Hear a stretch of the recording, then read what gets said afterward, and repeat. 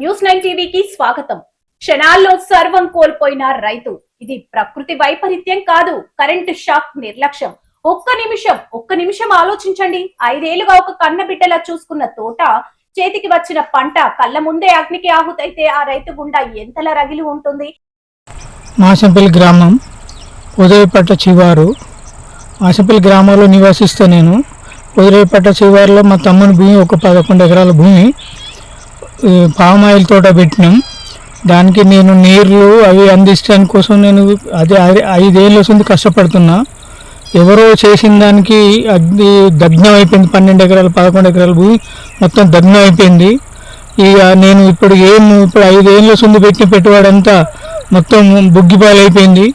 ఏదైనా ప్రభుత్వం తరఫున మాకు ఏదైనా ఆదుకుంటేనే నేను బతకగలుగుతా, లేకుంటే మందు తాగి నేను నా పిల్లలు మందు తాగి చచ్చడానికి సిద్ధంగా ఉన్నాం. దయచేసి గవర్నమెంట్ మాకు ఏమన్నా ఉపాధి కల్పించాలని, దీంతో ఏదైనా సాయం చేయాలని గౌరవనీయులైన రేవంత్ రెడ్డి గారికి నా యొక్క విన్నపం. నేను కౌలు రైతును. మా తమ్ముడి భూమి కౌలు తీసుకొని 5 ఏళ్ళ ఉంది పామ్ ఆయిల్ తోట సాగు చేస్తున్నా. ఇలా ఎవరో చేసిన దానికి ఈ ఒక 20 ఎకరాల నుంచి కాలుకుంటూ వచ్చింది. ఈ అంత జిప్పు పైపులు మోటారు మొత్తం సోహా కాలిపోయింది.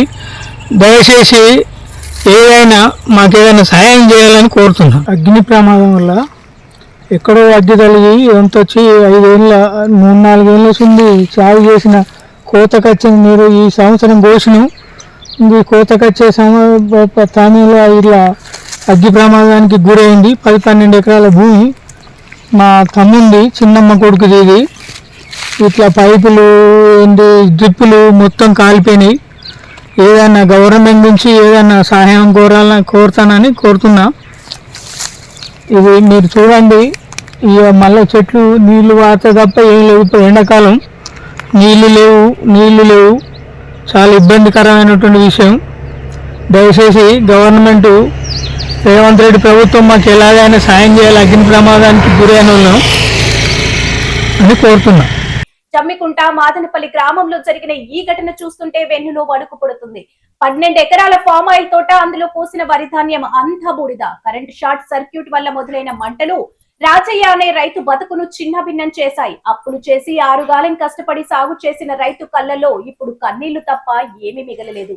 ఇక నాకేం మిగలలేదు, చావే శరణ్యం అంటూ చూసే ప్రతి ఒక్కరి గుండె రాయవుతుంది. కరెంటు తీగలు తెగిపడటం వల్లే అగ్ని ప్రమాదం జరిగిందని స్థానికులు వేలెత్తి చూపుతున్నారు. 5 ఏళ్ల కష్టాన్ని కరెంటు షాక్ నిర్లక్ష్యం నిప్పు పెట్టిందా? అప్పుల ఊబిలో ఉన్న రైతు కుటుంబం ఇప్పుడు రోడ్డున పడింది. రైతు బతుకు ఇంతకంటే దారుణంగా ఎందుకు మారుతుంది? కరెంటు షాక్ అధికారుల నిర్లక్ష్యం వల్లే ఈ రైతు కుటుంబం రోడ్డున పడిందా? 12 ఎకరాల పంట కాలిపోతే ప్రభుత్వం ఆ రైతును ఎలా అడ్డుకుంటుంది? ఇది కేవలం ఒక ప్రమాదం కాదు, ఒక రైతు కుటుంబ భవిష్యత్తును కబలించిన మృత్యుఘోష. ఈ రైతుకు అన్యాయం జరిగిందని మీరు భావిస్తే స్థానిక ప్రజాప్రతినిధులపై ఒత్తిడి పెంచేలా సోషల్ మీడియాలో కూడా ఈ విషయాన్ని షేర్ చేయండి.